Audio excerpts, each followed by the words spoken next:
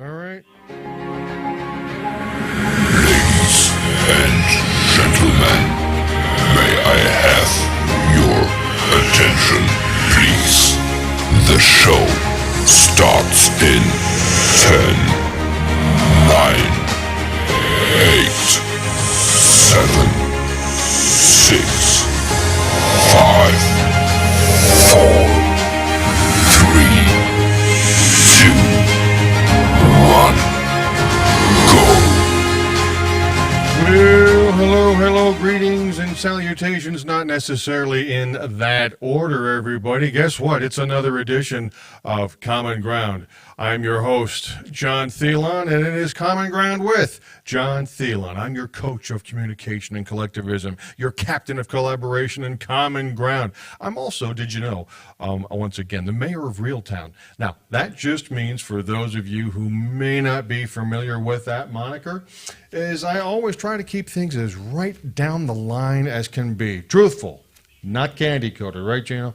And as real can be. So there is that. And with some, that kind of thing, that's a pill that doesn't go down so easily all the time. While others, they crave it. So which one are you? I hope the latter.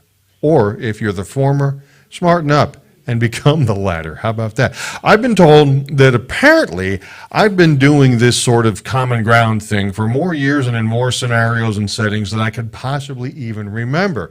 Particularly, in radio and TV, cable TV, sales, management, and leadership, locally, regionally, nationally, and even as a de facto general manager, kind of, sort of running of the place. You know what I mean? When the owners, the top dogs, the head honchos, the big cheeses, when they were out, away, or otherwise unavailable, it seemed to be me who others went to. I didn't go seeking this, but I guess I don't know, they felt comfortable talking to me. Okay, cool. So, input, ideas, solutions, fixes. It was always, hey, John, you got a minute? And I just about pretty near almost always had a minute. Still do, for you. How about that?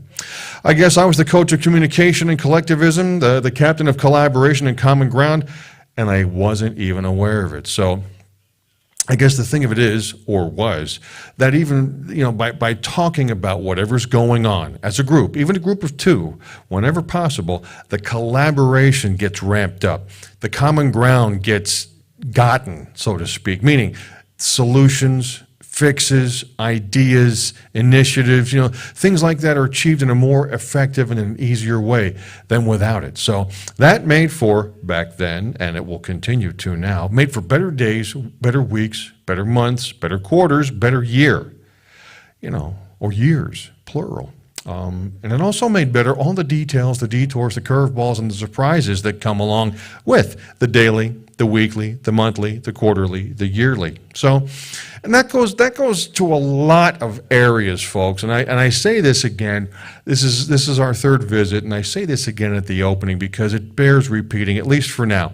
It all pertains to personal stuff, professional things, relationship stuff, individually, of course, and most certainly collective. The collective, I guess you could say. It's common ground, folks. It's common ground.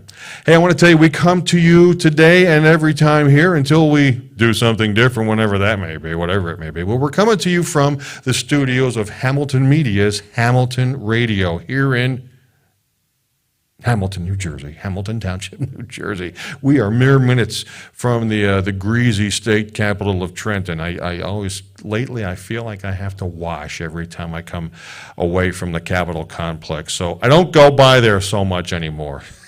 But that gives you an idea of where we are. Hamilton Radio, by the way, is an iHeart radio station. And it's the flagship station, don't you know, for Common Ground with John Theillon and the Exceptional Radio Broadcast Network, the ERBN, if you will. So more on that as things continue to burgeon and grow. I have to tell you about Hamilton Radio. It's absolutely, there's some of the best in music, really, on Hamilton Radio, from outstanding independent groups and artists to all the great sounds that basically make up the soundtrack of our lives.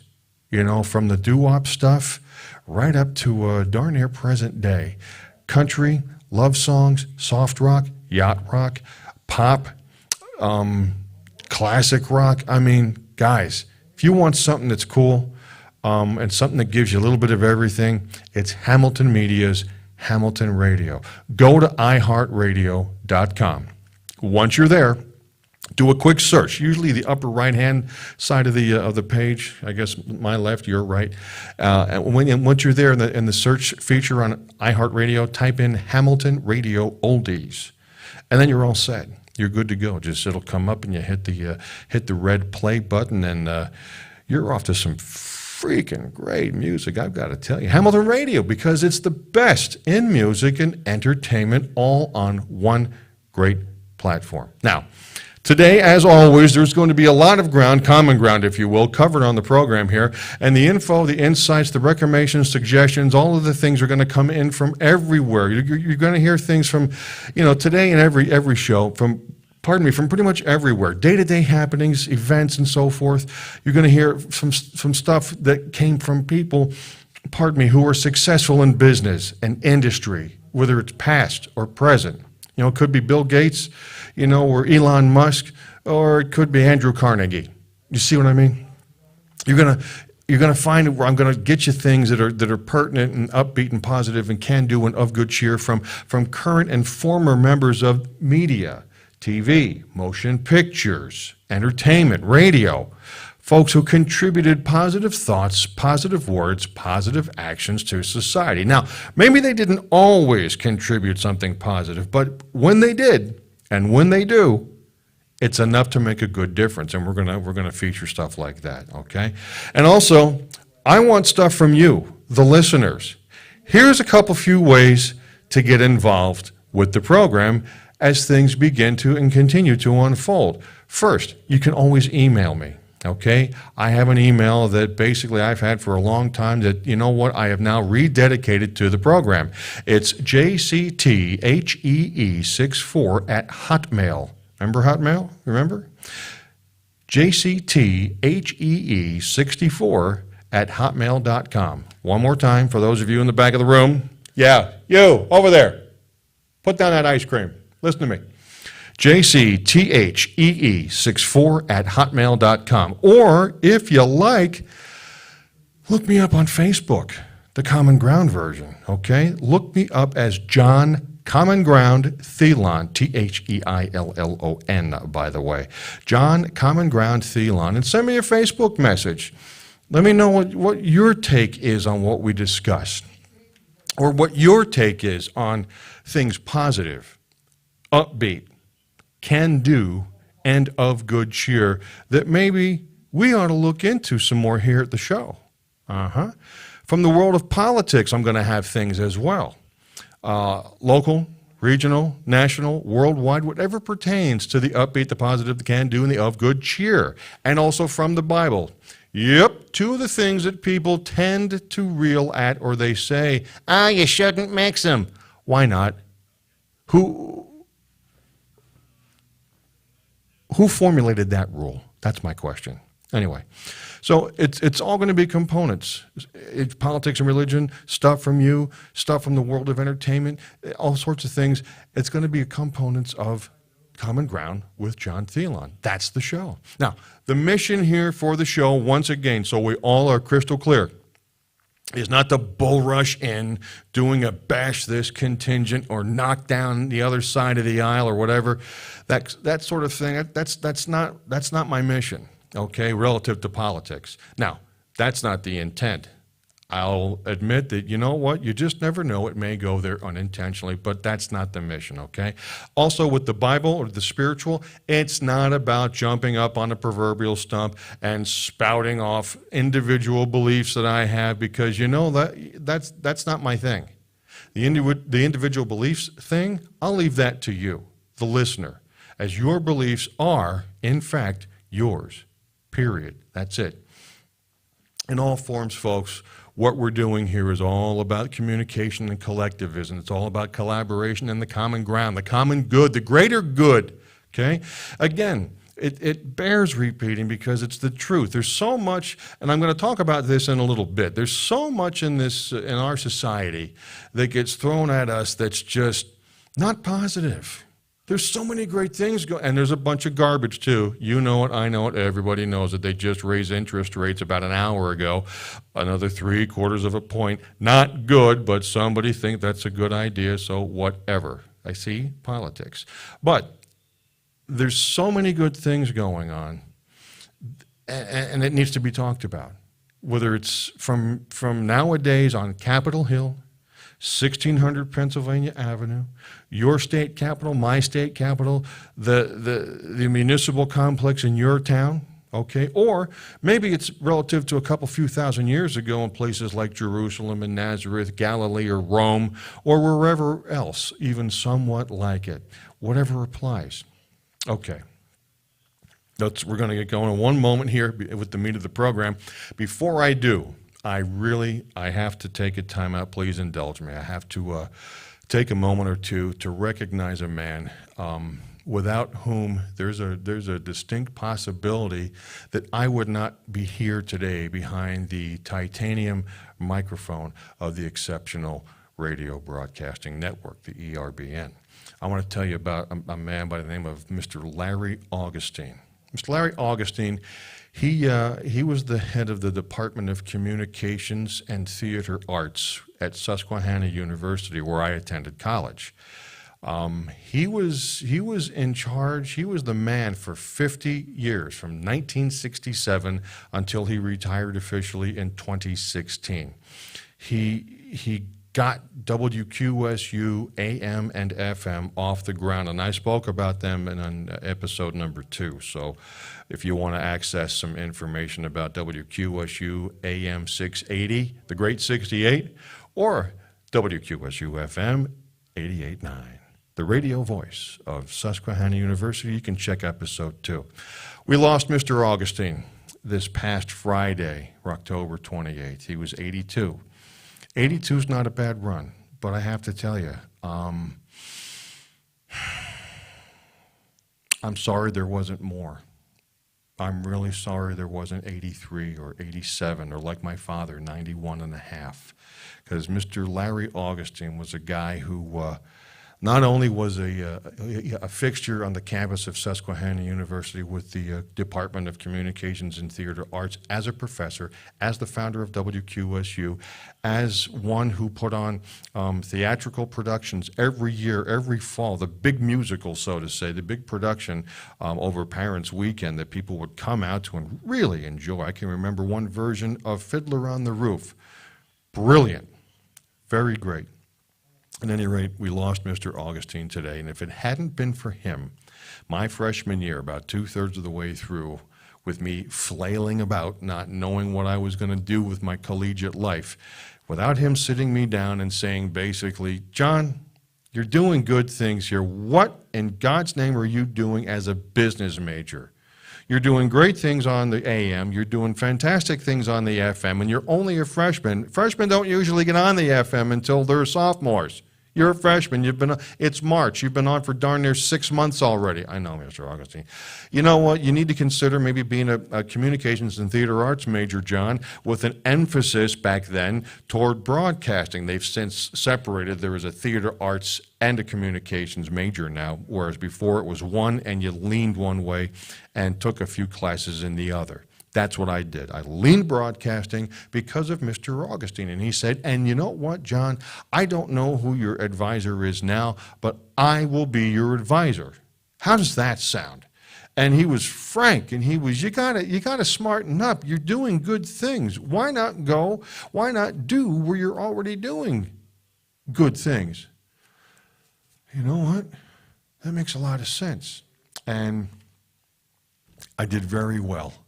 That was my thing. That was my gift that I found that we talked about in previous episodes.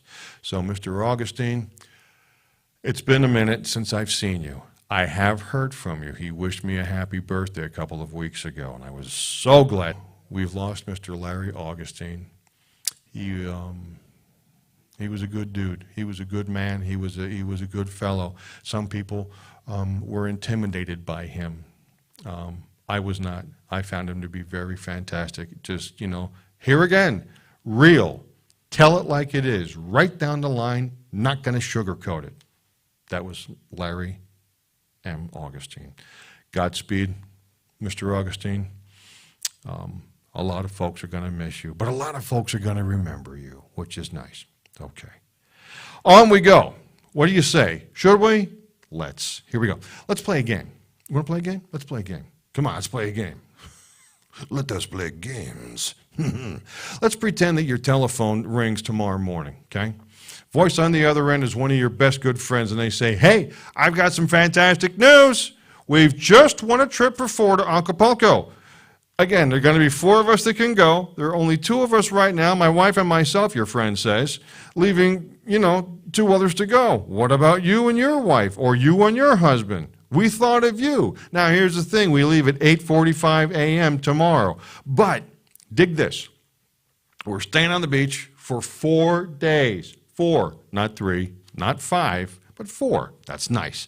4 days. We're going to live in a millionaire's villa. We're going to have everything at our beck and call. We're going to live the style of luxury. It'll be Robin Leach lifestyles of the rich and famous for 4 days. Now remember, tomorrow morning, 8:45, we are gone. My only question, says your friend, is can you be ready to go at 8:45 in the morning tomorrow? Oh boy. Oh boy. Let's continue the game, saying you got the telephone call, you accept, you're in, let's go. Then all of a sudden it dawns on you, whoa, I've got things to do. Matter of fact, I've got to do this, and I've got to do that, and I've got to do the other thing, and I've got to do the 4th thing and the 5th thing. Holy fright, I have things to do. And as a matter of fact, if you're a guy, you turn to your wife and say, sweetie, yeah, I don't know if we can make it or not. She says, now hold on there a minute, bub. She whips out a sheet of paper. She says, what's the first thing we have to do? And what's the second thing? And the 3rd thing, and the 4th, and the 5th. And starts writing it down. How many of you, honest to goodness, believe that during those next 24 hours or so that you could get more things done than you normally do in, say, 3, 4, 5, even 6 days? Here's the question. Why don't you go to Acapulco, so to speak, tomorrow or every day of your life? Why don't, in your own mind, you say, if I go to Acapulco, if I get this done, I can go to Acapulco, rather, if I get this done today. Do you realize that if you were to do that and schedule it and lay it out, and it would be just a matter of weeks before you could, in fact, actually go to the actual Acapulco anytime you wanted to, or anywhere else you wanted to go for that matter. I don't care if you go to South River, New Jersey, or Mackinac, Pennsylvania. If that does it for you, if you keep laying out your life like that, laying them up, setting them up rather and knocking them down, why not? Why not? I was coming down the New Jersey Turnpike today, which is generally the way I get to the studio. Once in a while, I'll take the back way, but today, right down the Turnpike. Pulled into the rest area. I needed to put some fuel in the vehicle, and then went inside to get a cold drink. I left it in the car. Duh. Anyway, but it's like 73, 74 degrees around here, so I wanted a drink. I had a good bit, was going to bring it in, but again, it's in the car. Anyway, it's like early September around here, not the late October, early November. Anyway, I'm in line to pay, and I'm standing next to this older fella. I don't know, he might have been in his late 60s, into his 70s. He's holding a few items, snacks and whatnot, things he was going to purchase. The way his hands were, I couldn't help but notice he had his wedding band on his middle finger. Not the ring one, the middle one. That kind of bugged me for some reason, so I looked at him for a moment. I said, hey, pal, looks like you've got your wedding band on the wrong finger. He turned to me deadpan. He said, yeah, I married the wrong woman. Oh, ouch. Now, I don't know if he did or not, but I'm completely persuaded that most people have the erroneous idea about what it takes to be successful, whether it's in a marriage or in business or in life or in what, and then about what success in life is really about. And I would like to, during this next little while here, clamp right down on the inside of your mind. Can I do that a little bit? Right on your emotions. I'm going to see about doing some things that just might motivate you, or say some things that just might motivate you. I'm going to say a few things that are going to have an impact, I'm thinking. With that, You just may not be the completely same person when you're done watching this episode of Common Ground than when you first tuned in. So we'll see. Common Ground, that is, with John Theillon. Me, that's me.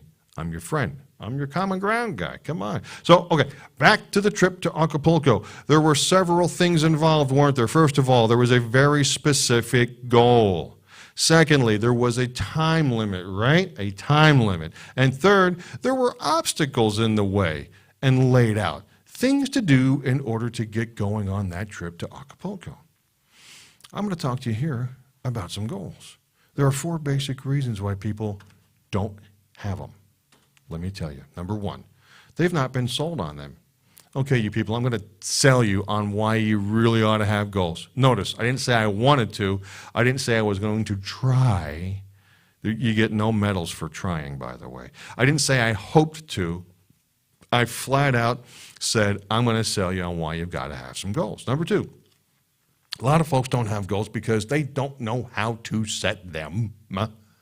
I'm going to give you the basic formula, conversationally, of course, for setting goals.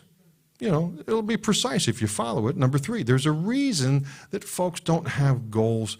And another reason is fear. There's a certain amount of risk you got to understand involved in saying, this is what I'm going to do. Because you're putting your neck out in the stump because maybe you've never done that before, whatever that would happen to be. Even if you tell nobody else, when you set a goal, there is a certain amount of risk involved. Number 4, the reason that a lot of people don't have goals because, and I know folks like this, I think it's, on one hand, I think it's almost a little ridiculous, and on the other hand, you know what, I understand. People don't set goals because they've got a poor self-image.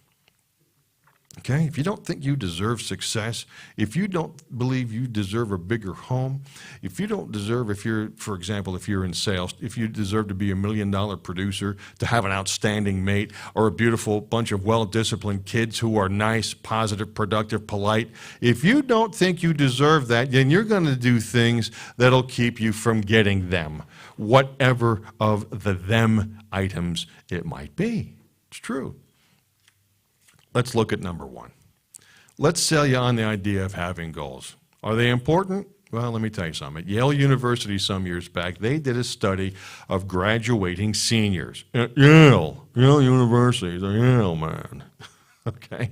They discovered that out of the graduating seniors that particular year, only 3% of the graduating seniors had definite, predetermined, written down, mind you, goals. 20 years later, they did another survey of those exact seniors who'd graduated. They discovered that the 3% who had committed their goals to paper, wrote them down, had accomplished more than the other 97% who hadn't written their goals down. How about you? What about it? Have you got your goals laid out? Are you a meaningful, specific type doing that? Or are you more of a wandering generality? Are goals necessary? I'm going to say emphatically, yes. It really is a necessity, okay? Again, I talked the other day, the other episode about having things written down. In my case, I was into a large automobile. I wanted a big old luxury land yacht. Not a brand new one because they're really expensive, but about 30 years ago, I wanted something that was, 5, 7, 10 years old. I had pictures of all of them, the Lincolns, the Buicks, the Cadillacs, the Oldsmobiles. I had them all, the Mercurys, the whole thing. And I got one because I wrote it down. Can you imagine the chairman of General Motors? Somebody comes to them and says, so how'd you get to be the chairman of the board of GM? Did you really believe that you were going to be all that? What if they said something like, well, I just showed up for work and they started promoting me. Next thing you know, here I am, the president or the GM, or chairman rather, of General Motors. Yeah, I don't think that's how it goes. And I think you know that too. What about you? Are you a wandering generality? Just a woo, woo, woo. Blah, blah, blah, blah. Or are you a meaningful specific? There's a lot of us out there, there really are a ton of us who are or will be in the world of sales and selling. Okay, but if you stop and think about it, we all really sell, all of us, in some way, sometime, some manner, some shape, some form. We sell ourselves to others, to ourselves every day. We sell ourselves to our girlfriend or boyfriend, our spouse, our families, parents, grandparents, siblings, brothers, sisters, We sell ourselves to our colleagues and coworkers and bosses, our neighbors as well. There's really not many, if any, circumstances, folks, where we're not selling at least ourselves in some way, shape, manner, or form. In any event, one of the major problems we have in the world of selling is a lot of times, and I've done sales since 1986.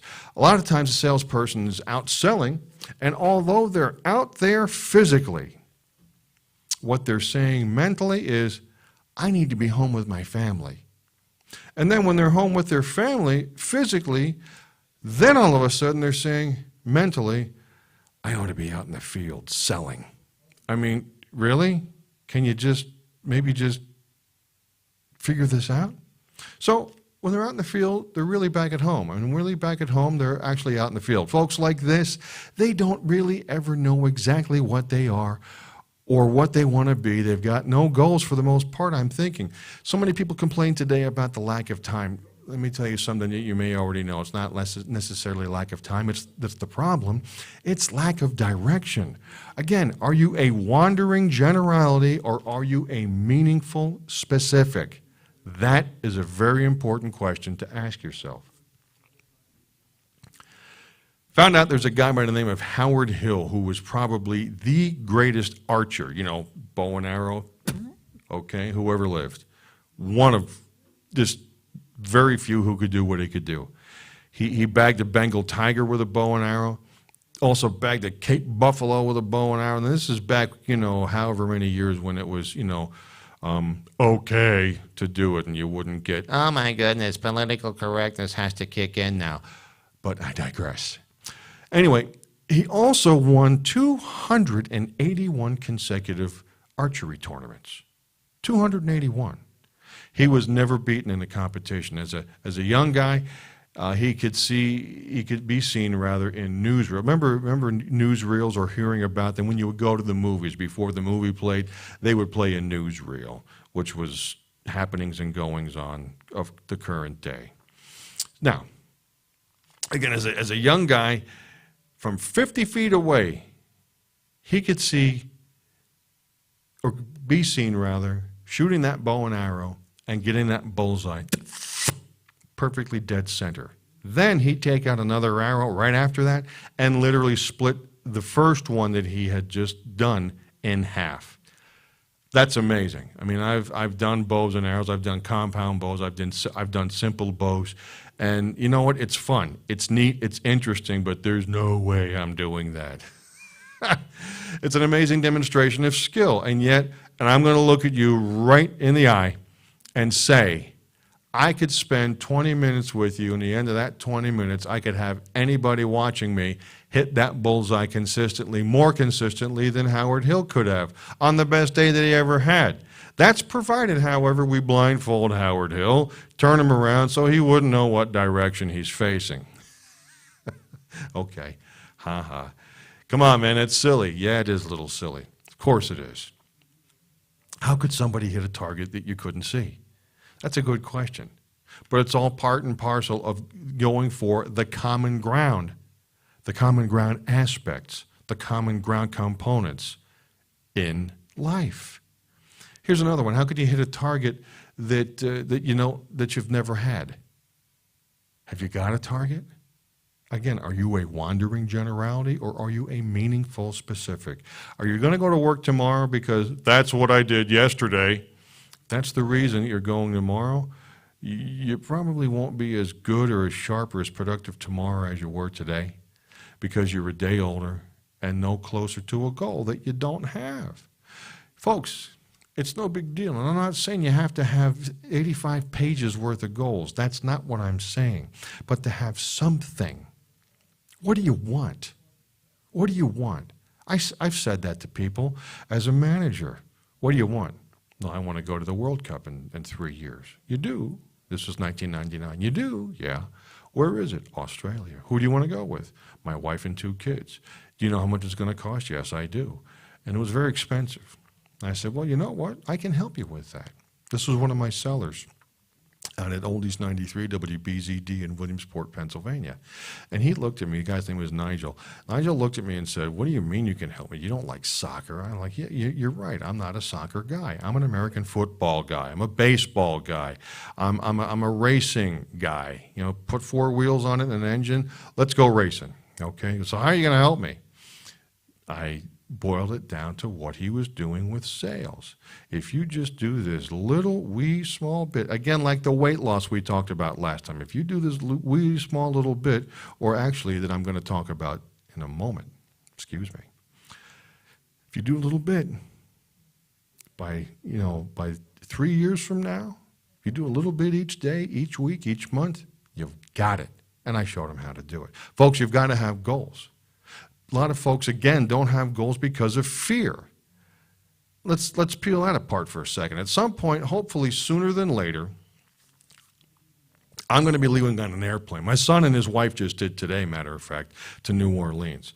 So, at some point, I'm also going to get on an airplane to go visit with my friend in South Florida. His name is Bob Provell. He used to live near me, and he moved away years ago, and we are best good friends.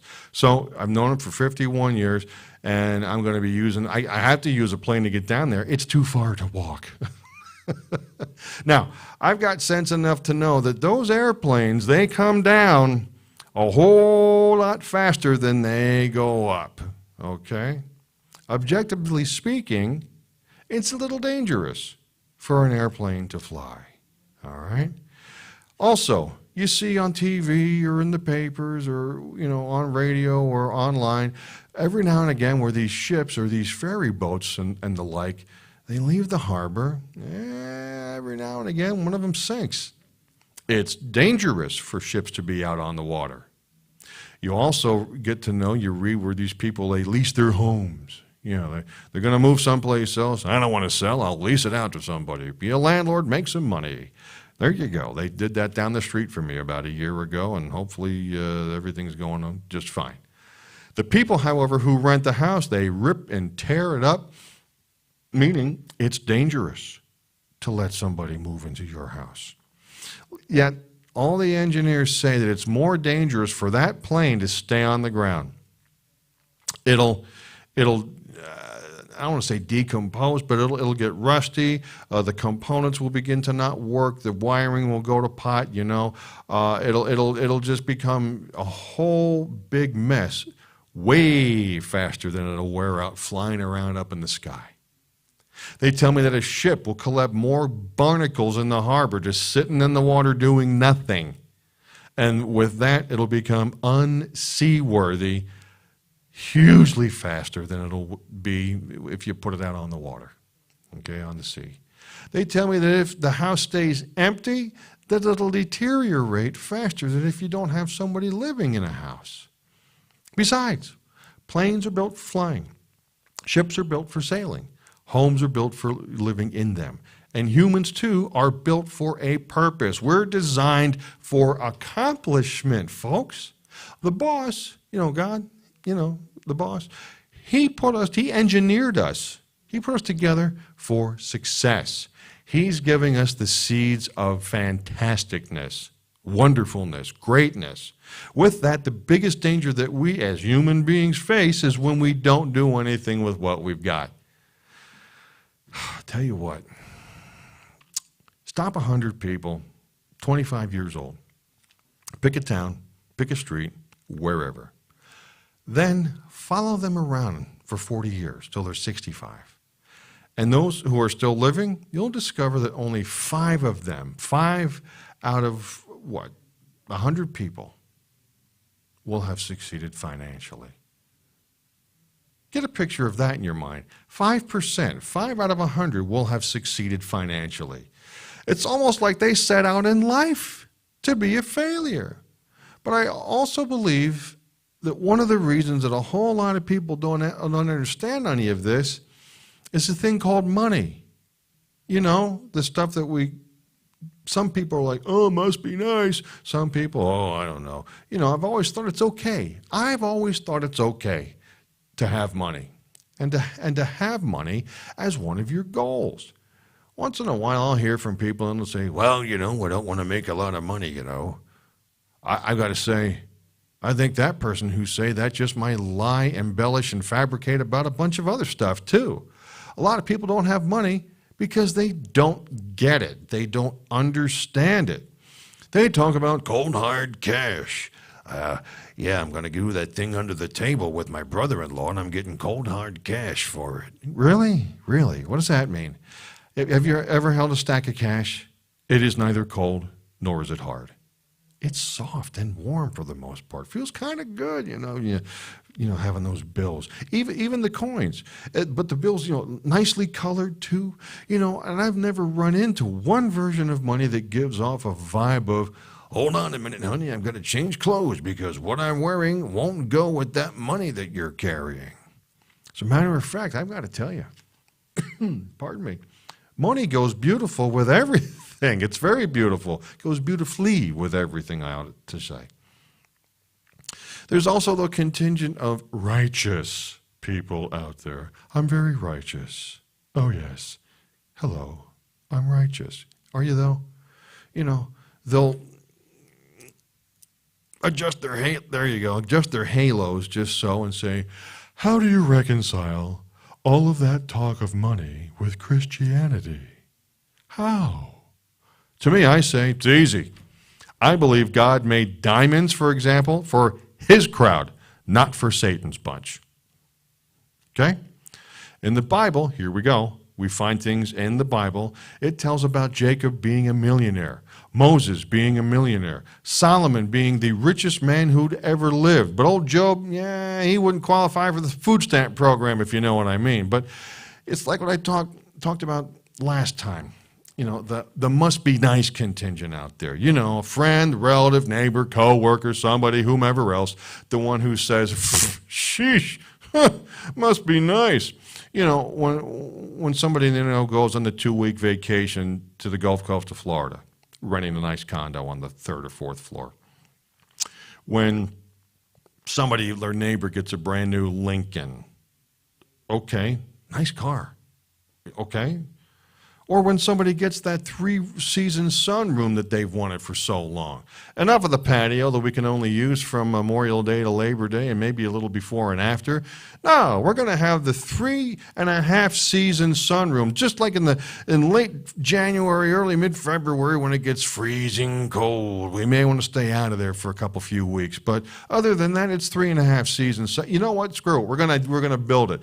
And the must be nice contingent has no clue about is, once again, it could have, I don't know, for example, taken somebody 2 or 3 years of either working late and or doing a half day on Saturdays 2 or 3 weeks a year, or a month, so they get this approved overtime to be able to get the vacation, get the car, or have the sunroom built. And with people like that, I have to tell you, it's a need-to-know scenario. And the must-be-nice contingent, they don't need to know. They just don't. It's enough. Conversely, others who are genuinely happy when we do these things, when we accomplish these things, when, you know, wow, that's a nice new Buick, Ron. Well, thank you, Phil. I appreciate that. Wow, how'd you do it? Well, you know, blah, blah, blah. And you tell them. It's a nice breath of fresh air when somebody is genuinely happy for your accomplishments. And when they eagerly and again and genuinely and excitedly say, whoa, that's great. Tell me how you did it. We are only too happy to share the details of working an extra hour or 2 or 3 days a week, half days on a Saturday for a couple, 2-3 years, or whatever else we may have done to save up for the things we're interested in. Remember that? Saving up for the things we're interested in, or sending away for stuff. I mean, we still kind of do, but not like we did years ago. You know, but it's okay. Hear this. Money is okay. It's all right. It is. Now, as a matter of fact, you can't get too much of it unless the money gets you. You know, old Solomon, I just mentioned him in the Bible, he told us in Ecclesiastes that he who seeks silver will never be satisfied with silver. Basically, if money becomes your god, well, then you've got a problem, you see. You'll never have enough. We know that's true because every year there are billionaires who die, like everybody the heck else. Years ago, I'm sure someone said, well, I wonder how much money Howard Hughes really left behind. And I bet somebody else answered, well, he left all of it. What? He's not wrong. So if anybody ever asks you how much you're going to leave, just tell them, I'm going to leave the same as Howard Hughes. You will be telling the truth, believe me. Okay? Now, with all of that in mind, let me see if I can tie it back together a little bit. Would that be okay with you? Okay, good. I believe you can get everything in life that you want. I do. But here's the thing. I also believe with that you can do this, you can get everything in life that you want if you'll just help enough other people get what they want. Let me say it one more time, okay? I believe you can get everything in life that you want if you'll just help enough other people to get what they want. Example, you're in sales, okay? Let's just make a hypothesis here.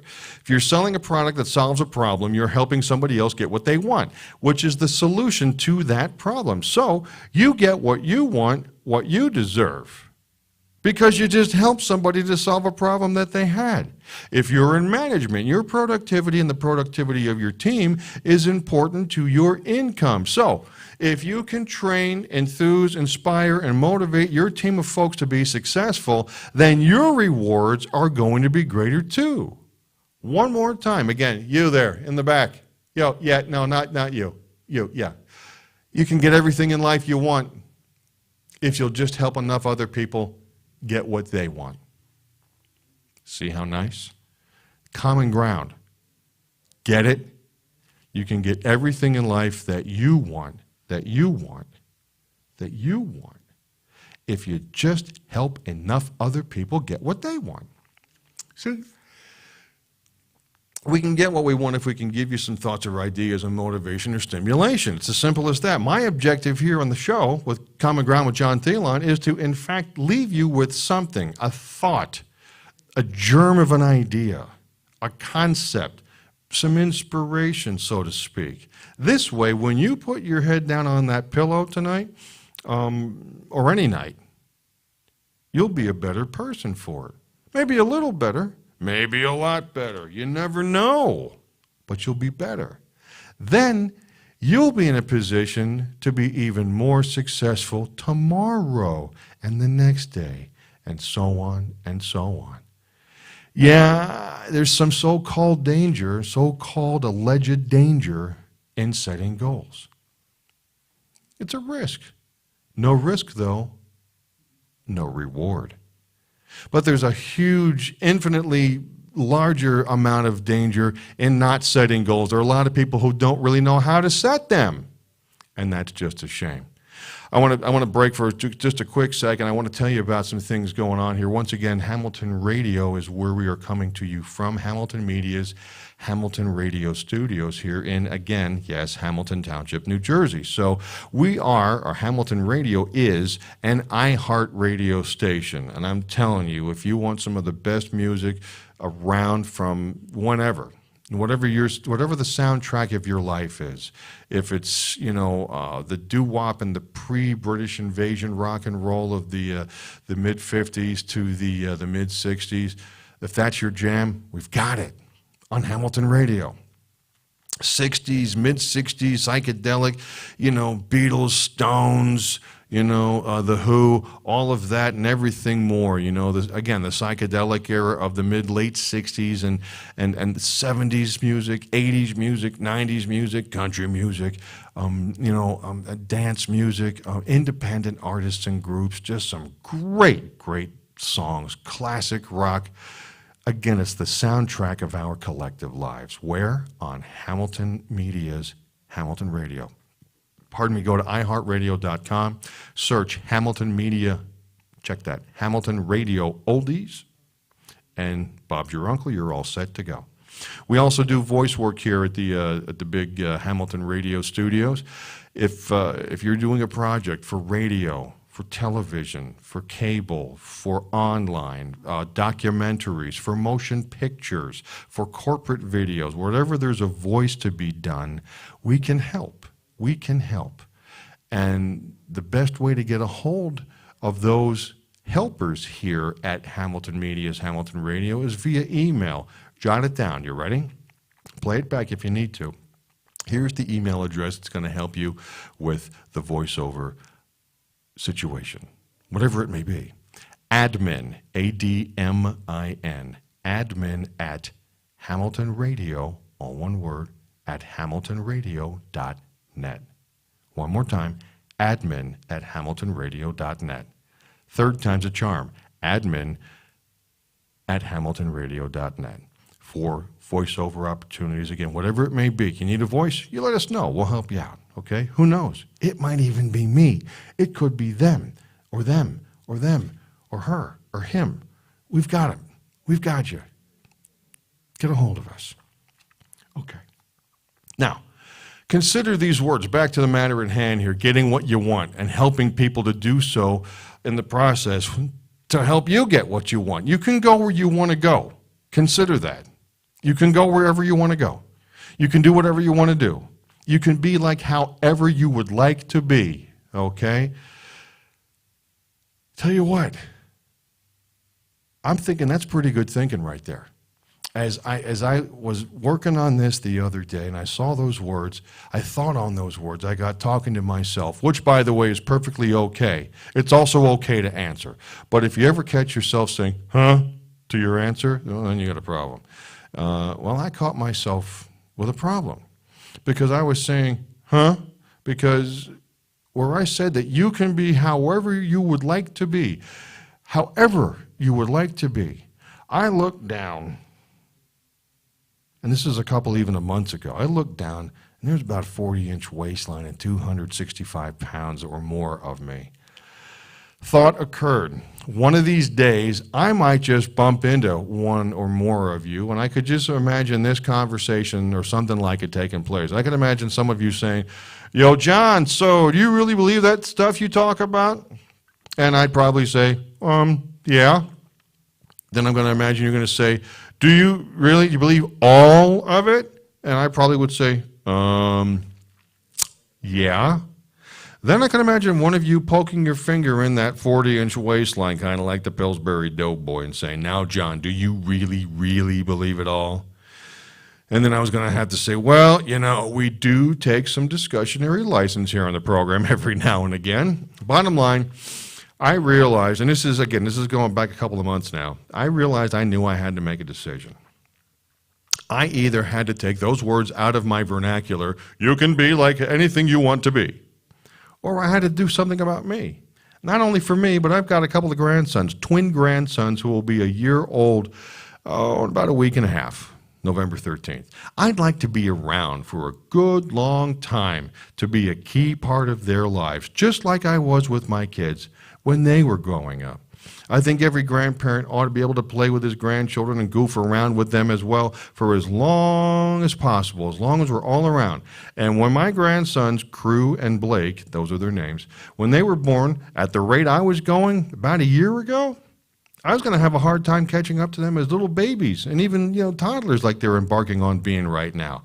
But the straw that broke the camel's proverbial back was whenever there was a time for a picture, whether it was for, family or friends or work or what, I consciously had to hold my belly in even to attempt to get close to looking like I thought I should. I never had to do that however many years ago. 6'3", 210, maybe 220 pounds. Perfectamundo. 6'2" now. Yeah, I've lost an inch. 6'2" and 265 or more? No bueno. You understand? No good. So couple that with some health issues I've got. I've Got sugar-related and some heart-related stuff. Nothing big, nothing huge, nothing to worry about, and that's the way I want to keep it. But I've got to get myself back into being examined, and I have, by the cardiology and the endocrinology departments at Robert Wood Johnson University Hospital, just over here in New Brunswick, New Jersey. It's the teaching hospital for Rutgers University, and the complexes that they have built and the things that they can do are just amazing. It's just, they've taken over as the biggest portion of downtown New Brunswick, along with Johnson & Johnson here in New Jersey. But I've got to be more cognizant of what I eat as well and how active I am and should be. Now, please understand, I'm not here to persuade you or to talk you into running down to the doctor's office this afternoon or to go on some diet that may or not be some wacky diet or some really good diet. Doesn't matter. I'm going to leave those things for you to think on and decide about, okay? I'm here to talk to you about goals. Matter of fact, I like to talk about it because it involves every single, I should say, principle of life, this goal-setting business. First of all, to me, the other thing is my credibility was at stake, is at stake. Okay? You see, if I'm going to do the Common Ground with John Theillon show and say that you can be like you want to be, however you want to be, and I sit here looking like Pizza the Hut at over 265 pounds, there goes any vestige of my credibility. If I'm here about, talking about the boss, talking about God one moment, and then I tell you this filthy swear word-laden joke the next, there goes any vestige of my credibility. You understand? Time and place, people. Time and place. Oh, and by the way, I'm down about 15 pounds from just, I'm going to say, right around Labor Day. It might have been just before or just after, but right around Labor Day, I'm down about 15 pounds. So, ta-da! On my way, brothers and sisters. See, credibility is a very important thing. That was first. The second thing was my goal. You can't reach someone else's goal. Don't do that. We talked about that last program. Mother and dad pushed me toward their goals growing up, as a college guy. What they wanted me to do as them, version 2.0. It didn't work. I had to find my thing, my goal, my gift. The reason I said, don't let me talk you into the doctor visit or going on a diet, that's serious business. That really is. If you want to address any known or potential health issues in any specific matter, that's a you thing. Or if you really want to lose some weight and start by trying to go to a skinny doctor, a thin doctor for a thorough examination. Now, if that doctor is not thin, talking about your nutrition and your overweight, you may want to look at another doctor. See, there's something missing from a credibility standpoint when an overweight doctor says, you've got to lose weight. Oh, really, Chubsy-Ubsy? Really? No, it's a thyroid problem. Really? Listen, Doc, I was born at night, but it wasn't last night, okay? Get yourself a skinny doctor and a thorough examination relative to weight loss and nutrition and health in that manner. Peeling off the poundage, that was my goal. That's a goal of mine. You can't reach someone else's goal. Don't try. Third thing about that goal was the fact that it involved a bigger goal. If you're one for writing down phrases, go ahead and write this one down. I talked about that too last time, and we're going to talk about that later. After the show, we have a little meeting coming up, but I digress. In order for a goal, here it is, for a goal to be effective, it must affect change. And if it doesn't affect change, then the probability of reaching a goal is slim to none. And last I heard about old Slim, he skipped town. Let me read it again for you if you like to write stuff down. In order for a goal to be effective, it must affect change. If it doesn't, then the probability of you hitting that goal is slim to none. The first 15 pounds or so has really made a difference in me. I ran into somebody on Saturday, just this past Saturday, and along with other people who have said, hey, you've lost some weight. Well, I'll tell you what, I'm down to about 250. Wait till I get down to 230 or even 220. Oh, yeah, it'll be like I've got springs on my shoes again. Now, in order for it all to be effective, it's got to be big because the big goal is the one that creates a buzz. It creates excitement. It's got sizzle. It forces you to reach in and utilize that which is there within you. It just does. It just does. The next thing about the goal, although as practical matter as this 15 pounds is, it was an intermediate goal. I'm going to use it for illustrative purposes as a long-range one. You ever hear about that guy by the name of Zig Ziglar? He's written several books. Zig's a great, or was a great, motivational speaker, an inspirational speaker, and so forth. With one book in particular, he was convinced that it was going to sell. He sent it out to 3 would-be publishers. They were convinced that it would not sell. They wrote him back saying, "We don't think it'll sell." Thanks, appreciate it. Now, when I got to the 4th publisher, the 4th publisher got a hold of Zig and said, "Hey, we think this book's going to sell." But despite that thought, they still said no. All the while, Zig Ziglar believed that it would. He believed in the book. He believed in the words. He believed in the topic. He believed in it all. He believed in it so much, he knew that it would sell. He was enthusiastic, and he did a lot of work on it. So, of course, he's going to be enthusiastic. That's his baby, so to speak. So Zig himself decided that he was going to go ahead and get that book printed. Now, this is not uncommon.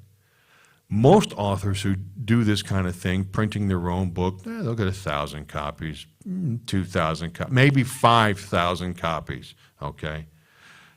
Rare cases. What did Zig do? This is important. This next point about the goal is extremely important. You've got to have a commitment. Old Zig made the commitment. He ordered not 5, not 10, not 15. He ordered 25,000 copies for the initial printing.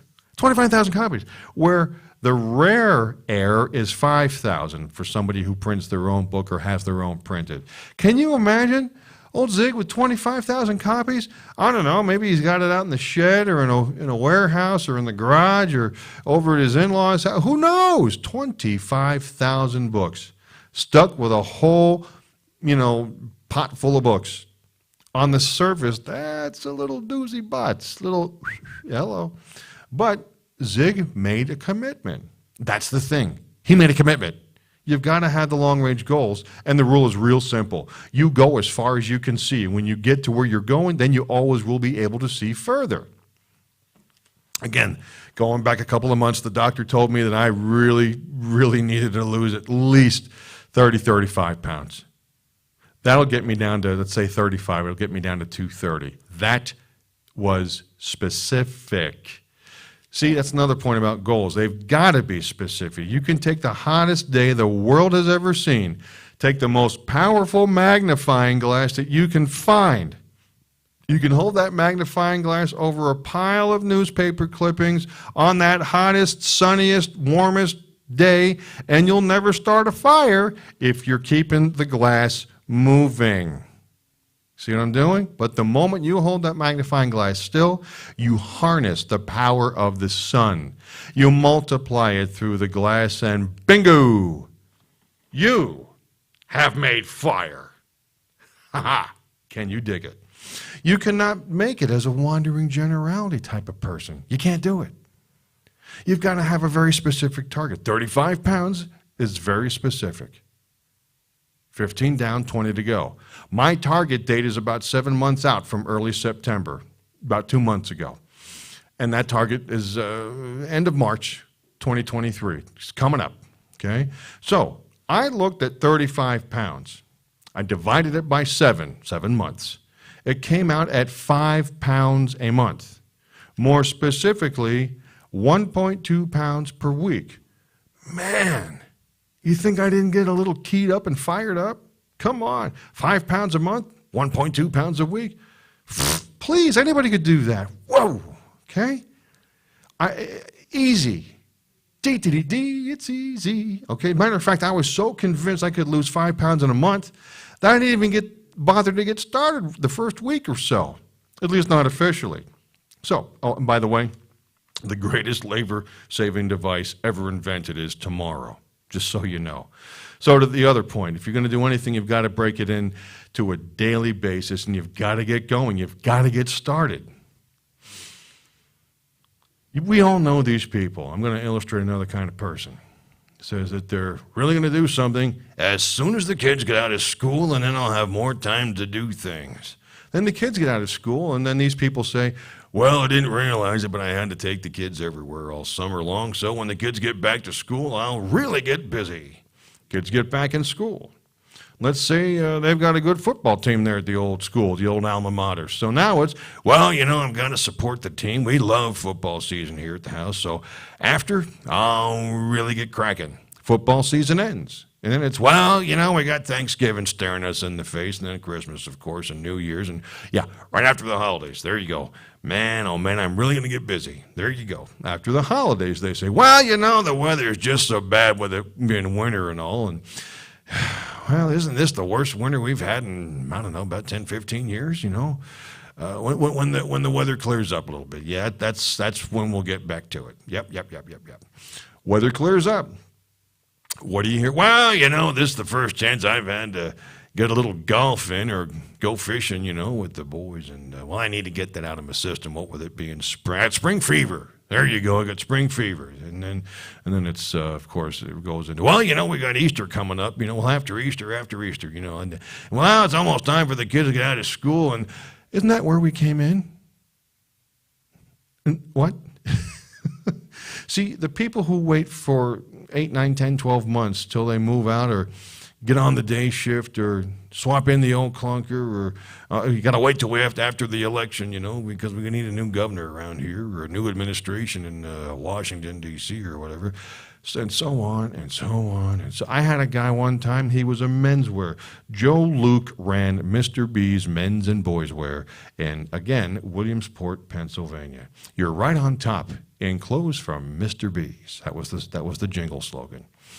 And I had the perfect idea, strategy, and so forth for a radio campaign that would take him through October and into November. Okay? Well, we're going to hold off. I like the idea, John, but we're going to hold off. Well, what's going on, Joe? Well, I'm going to wait till after this election. Yeah? Why? Well, I just want to see what's going to happen. I said, Joe, let me ask you a question. All due respect, let's say it's this year. What's going to be different on Wednesday, November 9th than it was on Monday, November 7th, or today? And he looked at me like, at first, almost like I had a third eye right here. And he's like, you know what? You're right. I said, and here's the thing, Joe. What that will do, October into November, a good bit, that's going to launch right in from mid-November through the holidays, up to the holidays, like we do every year. We'll talk about your London Fog coats, your Arrow shirts, your interwoven socks, your Tandy leather belts and wallets. You know, you can get money from these companies like we always do to help defray the cost of the advertising. And there are special programs on right now that can even get you more.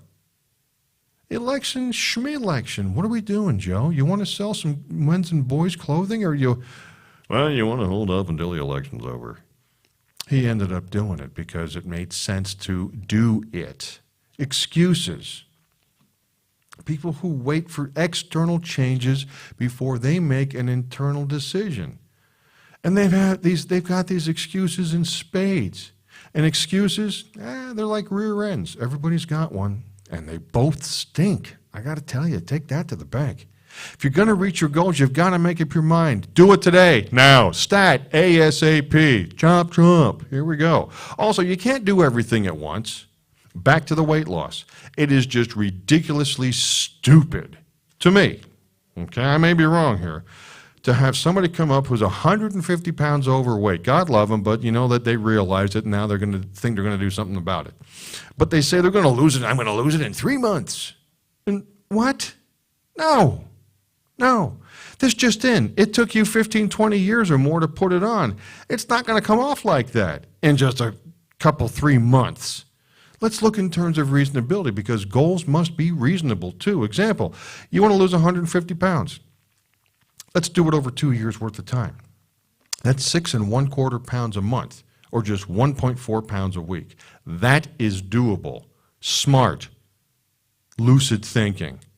3 months to lose 150 pounds? Yeah, crazy talk.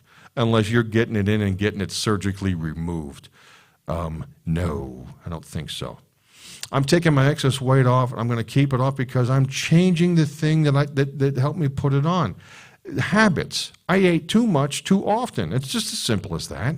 I ate too many things too often.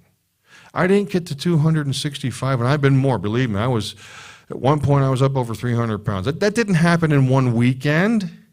No. It's one more bite every time. It's one more scoopful every time. It's having to, we got told that, you can't get up until you clear your plate. Well, you know what? I don't know. I'm full. I'm done. I'll put it in the fridge and have it tomorrow or later on, or whenever. I'm done. I looked at that weight and came to the realization it's only 1.2 pounds a week. Or, let's boil it down even further. About 3 ounces a day. And then, I'm going to cut that weight. I set a goal, and I'm on my way to reaching it. Now, is it going to vacillate, peaks and valleys, smooth sailing and rocky roads? Of course it's going to. That's life, And people will occasionally, I'll hear from folks and they'll say, tell me the truth. I'm always amused by that. I guess they think that I've been, lying to them up to that point. Tell me the truth. How'd you feel about every day going out for that, 1.5 mile fast power walkabout in the neighborhood you're always talking about? How'd you feel about it? The truth? I'm not always excited. I'm not. Sometimes it's, I guess I got to go do my neighborhood walkabout. Fine. I think to myself, what's a 58-year-old big guy like me?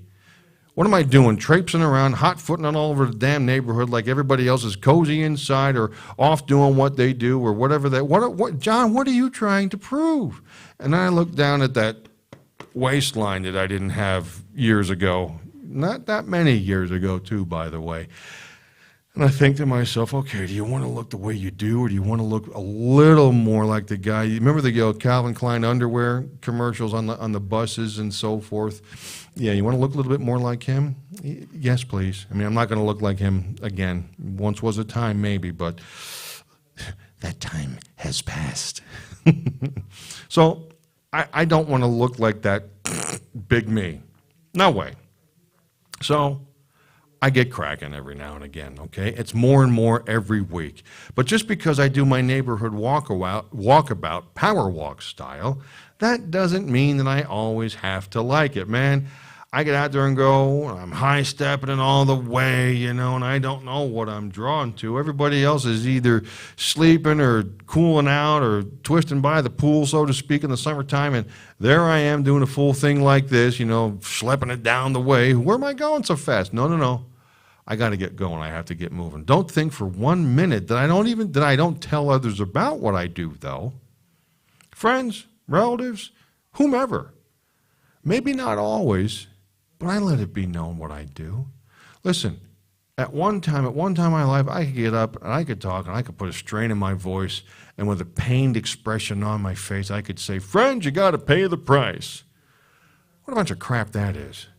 Truly, garbage, baloney, or balagna, whichever you like, okay? I'll do a power walk, neighborhood walkabout wherever I am. I've done it. If I should be up in the middle of the winter in, Calgary, Alberta, I'll do it there. If I'm on the sands of Mazatlan or Belize, I'll do it there. If I'm traipsing around the orange groves in Florida, I'll do it there. It doesn't matter. And you know what? The more I do it, I have to be honest with you, too. Again, like I've not been, but I will be honest with you, I kind of like it. And I'm here to tell you another thing, too. You don't pay the price for good health.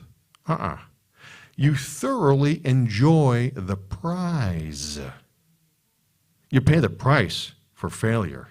You pay the price for a poor marriage. You enjoy the prize of a good one. You enjoy the prize of success. Just look at the people who've made it and the people who haven't made it. How about this? Let's change that vocabulary. You enjoy the prize of success, whatever it might be. See, you folks, I don't believe you pay the price. I'm coming more and more to realize that you enjoy the prize. Again, let's change that vocabulary to enjoying the prize. It's an attitude change, is it not? It really is. See, that's what we're talking about here, changing attitudes and so forth, getting to the positive, the upbeat, the can-do, the of good cheer, the common ground. Why? And I mentioned this very early in the show today because basically we live in a world with a lot of negatives being tossed around in it. Overweight person sits down at the table and says, everything I eat turns to fat. Well, that's negative. Mother sends their son off to school and says, now don't you get hit by a car. That's negative. We live in a negative world. And we become what we're around. You know what I mean? We become a part of what we are around, of what we do, of our thoughts, our words, our actions.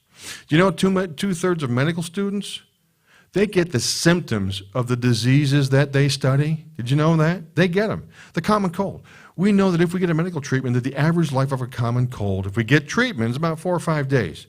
If we don't get treatment, that average length of a cold is about a week, 7, maybe 8 days or more. They don't know what causes the common cold in the medical field. They don't. They don't know what cures it, but they do know who gets it. Odds are over 10 to 1. When you get a cold, it's because you're somehow emotionally depressed. Whoa. That kind of blew me away, but I think it is true. Maybe it is because you've got stinking thinking. It's as simple as that, which if it continues long enough, that's going to lead to hardening of the attitudes. It's true. You become what you're around. Here, I'll give you some examples. You take a southern boy or southern girl and you send them up north, and in a matter of weeks, maybe months, they'll pick up the New York, the Philly, the New England accent, and I bet many of us have noticed it. We've got friends here in central New Jersey, in East Brunswick. We went to church with a family called by the name of the Gill Sliders. And Eddie Gill Slider, he was probably, I don't know, maybe 8, 9, 10 years older than me. Good guy, good dude. But he wanted to be a veterinarian. He wanted to be a big animal veterinarian, okay? And while there was more equestrian here, believe it or not, in New Jersey, horses for those of you from Shikshini-Mackinac, Pennsylvania, there's more equestrian here in New Jersey than there is in Kentucky. The best big animal schools, at least back in the 70s, mid to late 70s, were out in the heartland. So he wanted to go for big animals, farm animals, horses, cows, the big pigs, and so on. He went to, I believe, Oklahoma State University. I believe. It's been a lot of years, but I think it was Oklahoma State University. Go Cowboys. Not Dallas, Oklahoma State.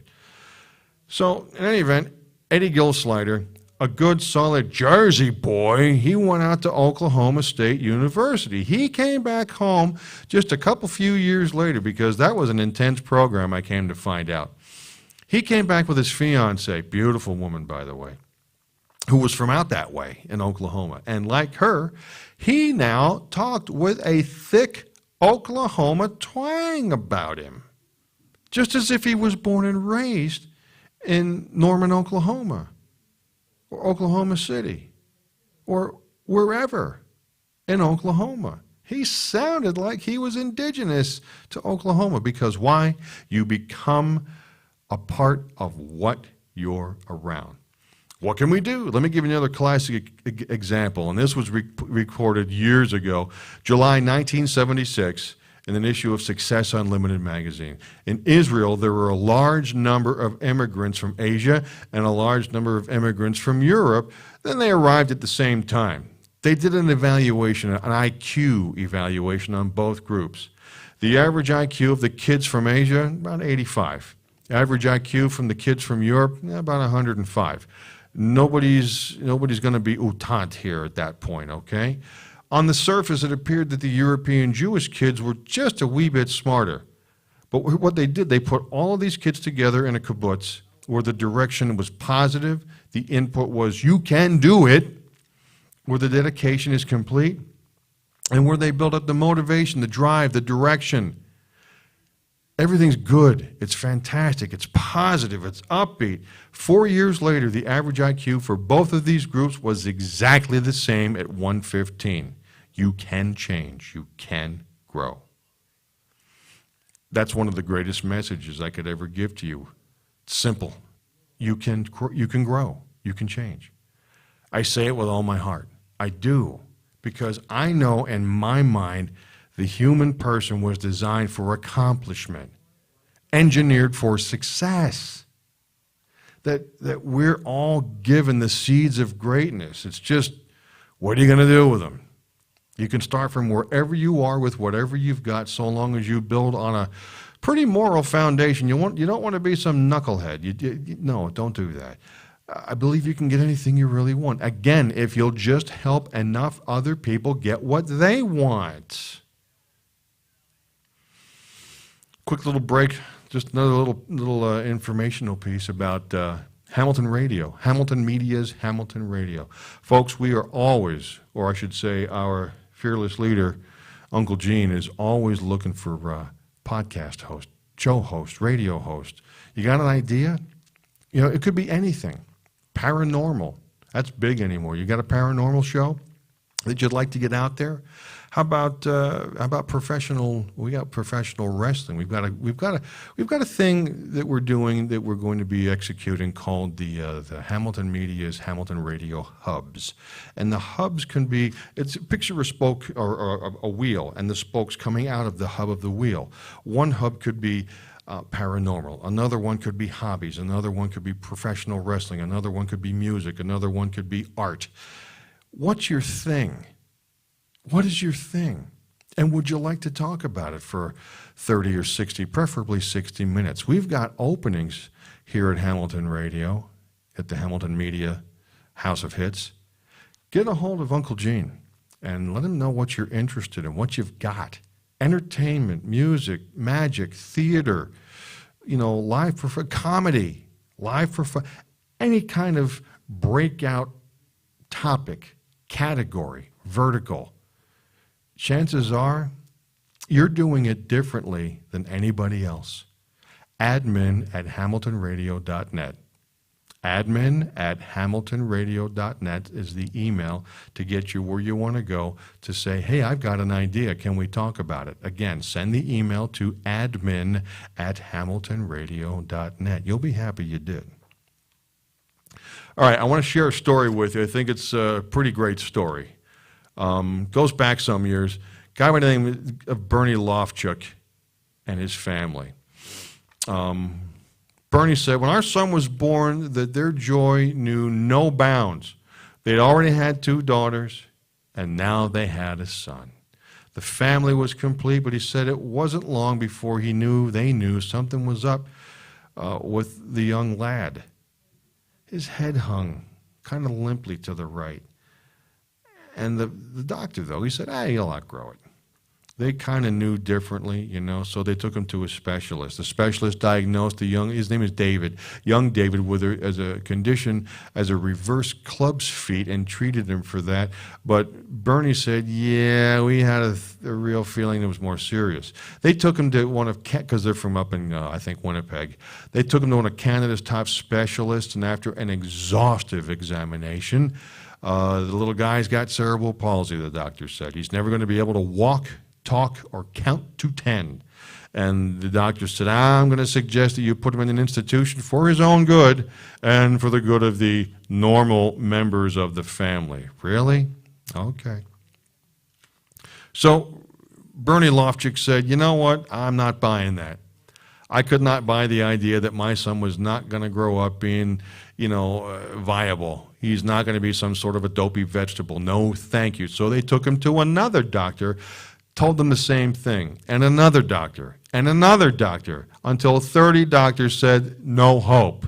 Then they heard of this guy, Pearlstein, Dr. Pearlstein in Chicago. They called up, got on the wait list, the standby list for the appointment. So, someone else cancels, they could have their appointment. They had to do it that way because this Pearlstein guy, this Dr. Pearlstein, booked ahead for 2 years minimum. So, about a week and a half later, some little guy from Australia's family, they canceled. So off Bernie and David Lofchick and Mrs. Lofchick went to Chicago. Dr. Pearlstein there in Chicago, he gave young David a good once-over. Basically, maybe like no kid had ever been examined before. When he finished, he said, this little boy is a spastic. Okay, yeah, we all used that years ago when we were in school, and it wasn't funny then, and it's serious now. Meaning, this little guy's got cerebral palsy. He's never going to be able to walk, or talk, or count to 10 if you listen to the prophets of doom. Hear that. He's never going to be able to do all these things if you listen to the prophets of doom, the 30 other doctors that said, nope, he's no good. So this Dr. Pearlstein said, I want you to know that I am not problem conscious. I'm solution conscious. And yes, I think there's something that can be done for this young man if you are willing to do your part. Again, you can get everything you want if you help enough people get what they want. They wanted normal family, but young David, knowingly or not, he wanted to be like one of the fellas, like one of the boys. Well, Bernie and Elaine Lofchick said, okay, tell us what we've got to do. We're in. Anything. Name it. So Dr. Pearlstein, the therapists, and the nurses, they spelled it out in no uncertain terms. You're going to have to push this little boy beyond all human endurance. Then you're going to have to push him some more. You're going to have to work with him until he fails. Then you're going to have to pick him up and work with him some more. You've got to understand that there's no stopping. There's not a stopping point. If he ever stops, if there's ever a stopping point, he goes right back. You've got to understand that there might be months, even years, when you're going to be unable to detect any progress, any change. But you've got to hang with it. You've got to stick with it. And one last thing, don't ever give him therapy around other victims of cerebral palsy, because if he sees them taking therapy, he will inadvertently, unknowingly, unwittingly pick up those awkward movements. Again, we become part of what we're around. Moral, immoral, bad or good. Stay with it long enough and it'll rub off on you, whatever it is. So Bernie, Elaine, and young David Lofchick, they went home. They built a little gymnasium for him down in the basement. They hired a physical therapist and a bodybuilder. Dig that, a bodybuilder. Took a lot of months, but one day David Lofchick could move the length of his own body. This is big for, someone with this condition. It took him several years, but one day the therapist called Bernie at work and said, hey, you got to come home. I'm thinking David is ready. So Bernie tore home like a shot. Young David's down the basement on a little mat getting ready to do a push-up. As his little body started to rise into the air, you get up like this, okay? The emotional and physical exertion was so great that he was sweating to the point of there was not 1 inch of dry skin on any of his body, any bit. When he finished that one push-up, Elaine, Bernie, and little David and his sisters and the therapists and everybody broke down and shed tears, which so eloquently says that happiness isn't always just pleasure. Happiness can really, really be victory, too. It gets even better when they know that one of America's leading universities have examined this little boy and said there's no motor connection to the right side of his body. He's got no sense of balance. He's going to have a big problem even being able to walk and stand up straight. He'll never be able to swim, skate, ride a bike, and so forth. A few years later, he had a bar mitzvah. He turned 13. There should have been TV cameras on site, I'm told, so that the world could be clearly focused on what we saw as this now 13-year-old boy walked to the front of the synagogue, tall, straight, strong. He also uttered the words that moved him into the manhood of the faith, the Jewish faith of his forefathers.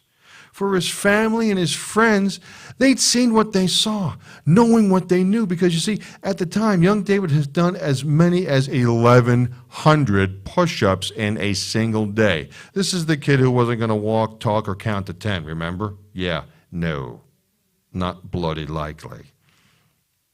He'd also run as much as 6 miles nonstop. What is he, Forrest Gump? He was shooting golf in the high 80s. Hello, Tiger Woods? He was one of the best table tennis, ping pong players in his hometown area, again, up in Winnipeg, Manitoba, Canada. He had entered as a 7th grader, 12 years old, at St. John's Ravenscourt School for Boys, where this young guy, who they said would never count to 10, he did really, really well in his freshman year math classes. About 3 years later, he qualified for an unrated $100,000 ordinary life insurance policy. So far as we know, at that point, this was the first and only time that had ever happened.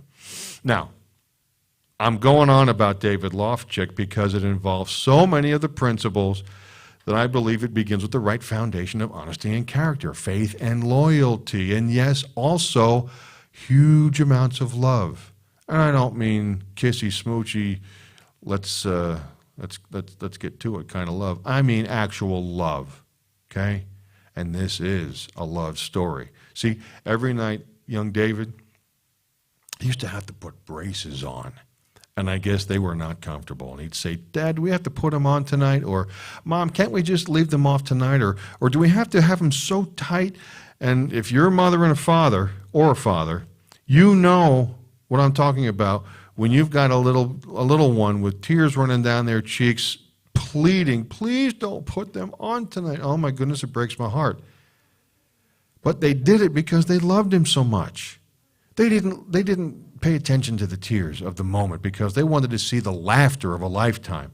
And that's what it's really all about where love is concerned. So many of us as parents are reluctant to do for the child, what is best for the child. This is because we're fearful that the kid might withhold their love from us, not knowing that over the long haul, the best way to guarantee their love is to demonstrate ours by acting and doing and being and executing the things that are for their best interests.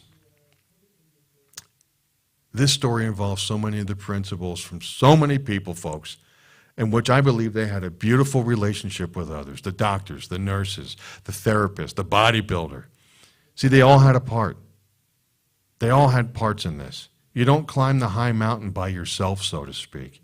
It's collaborating. It's communicating, sound familiar, with others. It's going towards that common ground that we really accomplish the major things in life. This is why I like the David Lofchick story, because it's a story of the collectivism, the collaboration, the communication, and cooperation getting to common ground. I also like it because it's a story about goals, big goals, lifetime goals, monthly goals, weekly goals, hourly goals, daily goals. The story of David Lofchick involves so much in attitude, the right attitude. You talk about attitude. This boy, since he was too small to carry it, he used to have his own little cassette tape player. And every day that little mind was fed with good, clean, pure, powerful, positive messages over and over and over. Basically, you can do it, son. You can do it. You can do it. Oh, how many people have said that to us? How many people have you heard say, I believe in you? How many people have you said, I believe in you too? Or I love you? Or you can do it? Think about that. And if you need to, fix it. Again, we live in such a world of negativity so often, and I don't get that. There's so many good things, despite all the ridiculousness that flies around. Yeah, politics this, inflation that, fuel prices the other. It's all bad. I get it. But you know what? Unless we deliberately read good things, unless we deliberately feed our minds with motivational recordings or motivational thoughts that in essence remind us over and over in a world of negativity that we ourselves can be positive. You gotta be. You've got to work on that. All we need is some positive input. This story of David Lofchick has so much to do with one of those things so many times we individuals have the tendency to overlook. The story of David Lofchick emphasizes so many things in which I believe, including getting out what you put in. A couple of dudes from the Pine Barrens in New Jersey. Ever been to the Pine Barrens in the middle of the summer? It's sandy, it's hot, it's sandy and hot. Bernard and Jimmy, they were out in the Pine Barrens one day, and they got a little thirsty. They pulled behind this old abandoned farmhouse because people used to live down there a lot years ago. So Bernard was driving, hopped out, ran over to this old-style water pump, you know what I mean? And he grabbed the handle and started the pump. It was hot. It was August. He wanted to drink some water. He was thirsty. After he's been pumping a few minutes, he said, "Hey, Jimmy, we better get that old bucket over there and dip some water out of the creek. We're going to have to prime this pump." You know what I'm talking about when I say you got to prime the pump, right? Well, for you non-pumpers out there, that just means you've got to put something in before you can get something out. See, a lot of people stand in front of the wood stove of life and they say, "Stove, now give me some heat and then I'll put some wood inside of you." Or the secretary says, "Boss, give me a raise and I'll be sure to start coming to work on time." What? No. Student, teach, just give me a passing grade this semester. My parents are going to tear me up if I don't have a passing grade. Then, next semester, I'll guarantee I'll buckle down and really study. Can you imagine the farmer saying, "Lord, give me a crop this year and I promise I'll plant next year"? What? No. No, it doesn't work that way.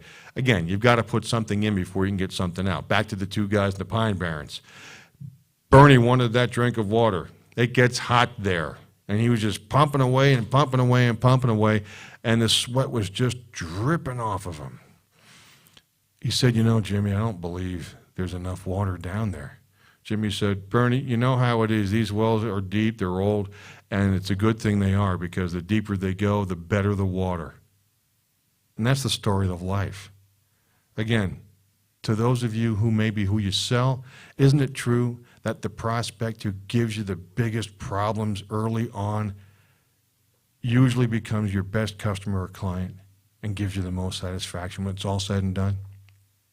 Isn't it true the boy or girl who, however many years ago in school, was available to Tom, Dick, and Harry, or to every Mary, Sue, and Betty, and Jane that came down the pike? They're not the ones that are going to make the kind of husband or wife that you want.